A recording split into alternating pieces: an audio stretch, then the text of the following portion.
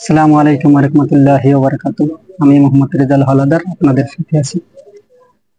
প্রথমে আসি বাংলাদেশের রাজনীতি নিয়ে।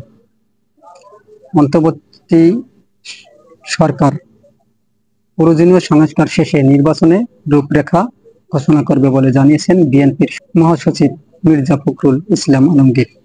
বৃহস্পতিবার বিকেলে রাষ্ট্রীয় অতিথি ভবনে যমুনায় এ বৈঠক শুরু হয়।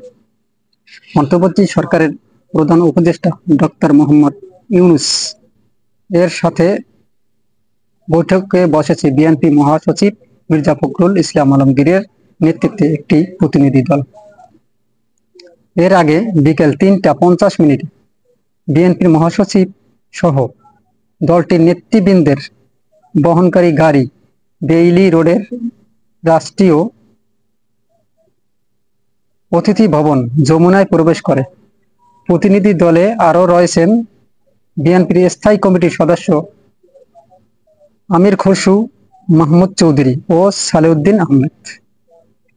বিএনপির মিডিয়া সেলের সদস্য খায়রুল কবির খান বিষয়টি নিশ্চিত করেছেন। উল্লেখ্য, ডক্টর মোহাম্মদ ইউনূস প্রধান উপদেষ্টা হিসেবে শপথ নেওয়ার পর গত 12 আগস্ট বিএনপির মহাসচিব মির্জা ফখরুল ইসলাম আলমগীরের নেতৃত্বে 7 সদস্যের স্থায়ী কমিটির রাষ্ট্রীয় অতিথি ভবনে যমুনায় প্রথম বৈঠক করেন। বাংলাদেশ প্রসঙ্গ। বাংলাদেশ থেকে ভারতে পাইপলাইনের মাধ্যমে গ্যাস রপ্তানি অন্তর্বর্তীকালীন সরকার তা বাতিল করেছে।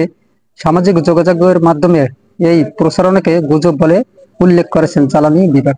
বৃহস্পতিবার এক সংবাদ বিজ্ঞপ্তিতে এ বিষয়ে সরকারের পক্ষ থেকে ব্যাখ্যা দেওয়া হয়েছে।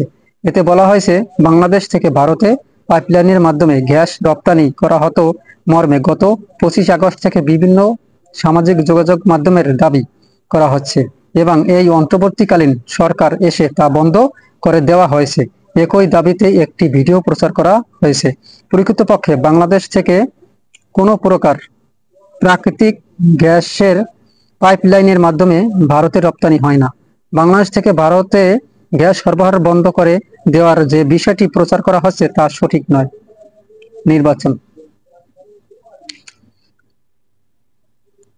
বিশেষজ্ঞরা বলেছেন, দেশে ছাত্র জনতার আন্দোলনের মধ্য দিয়ে কর্তৃত্ববাদী শাসনের অবসানের পর গণতন্ত্র প্রতিষ্ঠার একটি নতুন সুযোগ সৃষ্টি হয়েছে। তত্ত্বাবধায়ক বা অন্তর্বর্তী সরকারকে সংবিধানের অন্তর্ভুক্ত করে দেশে একটি গ্রহণযোগ্য নির্বাচন পদ্ধতি বহাল করে গণতন্ত্রকে প্রতিষ্ঠিত করতে হবে। আজ এ পর্যন্তই। আসসালামু আলাইকুম ওয়া রাহমাতুল্লাহি ওয়া বারাকাতুহু।